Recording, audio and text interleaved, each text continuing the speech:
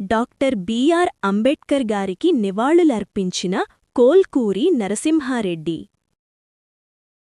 ప్రపంచ జ్ఞాని, భారత రాజ్యాంగ నిర్మాత బాబాసాహెబ్ అంబేద్కర్ గారు వారు రాసినటువంటి రాజ్యాంగంతో ఈరోజు మనము అనేకమైనటువంటి హక్కులను పొందుతున్నాం.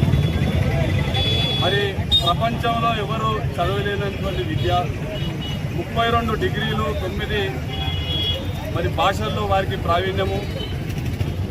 వారు రాసినటువంటి రాజ్యాంగంలో మరి సుమారు 2 సంవత్సరాల 11 నెలల 18 రోజులు రాజ్యాంగాన్ని నిర్మాణంలో వారు మరి అనేకమైనటువంటి సంస్కరణలు భారతదేశంలో తీసుకురావడం జరిగింది.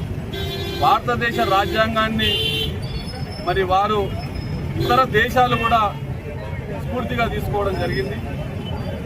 బాబాసాహెబ్ అంబేద్కర్ గారు ఎంత గొప్ప వ్యక్తి అంటే, మరి వారు స్వతంత్రం పూర్వం కూడా మహిళలకు పురుషులకు జీతాల్లో వ్యత్యాసాలు ఉంటే వారు ఈ దేశంలో కార్మిక శాఖ మంత్రిగా, భారత రాజ్యాంగ నిర్మాతగా మహిళలకు పురుషులకు సమాన హక్కులు ఉండాలి, అట్లాగే మరి అనేకమైనటువంటి హక్కులను తీసుకురావడం జరిగింది. వారు మరణించినప్పుడు 193 దేశాల్లో మరి జాతీయ జెండాను అవతరణం అంటే దించడం జరిగింది. అంటే ఎంత గొప్ప వ్యక్తో మనం తెలుసుకోవాలి. భావితరాలకు కూడా బాబాసాహెబ్ అంబేద్కర్ గారి చరిత్రను, వారి యొక్క విశిష్టతను తెలవడానికి మేము ఈరోజు పటంచెరు పట్టణంలో పట్టణ అంబేద్కర్ యువజన సంఘం అధ్యక్షులు కృష్ణ గారు, ప్రధాన కార్యదర్శి శ్రీధర్ గారి ఆధ్వర్యంలో నిర్వహిస్తున్నటువంటి కార్యక్రమానికి మేము పటంచెరు పట్టణ కాంగ్రెస్ పార్టీ తరఫున హాజరు కావడం జరిగింది.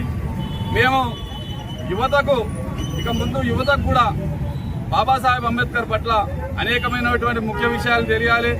ఈరోజు ముఖ్యమంత్రి వర్యులు శ్రీ రేవంత్ రెడ్డి గారు కూడా ఎస్సీ, ఎస్టీ, బీసీ మైనార్టీ హాస్టల్లో పిల్లలకు సన్నబియ్యం పంపిణీ చేయడం జరుగుతుంది తినడానికి.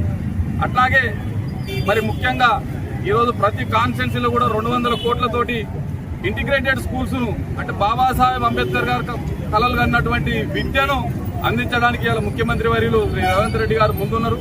మరి మా తరఫున పటంచెరు పట్టణ కాంగ్రెస్ పార్టీ తరఫున, జిల్లా ఎన్టీస్ తరఫున కూడా అంబేద్కర్ స్టడీ సర్కిల్ ఏర్పాటు చేయాలి.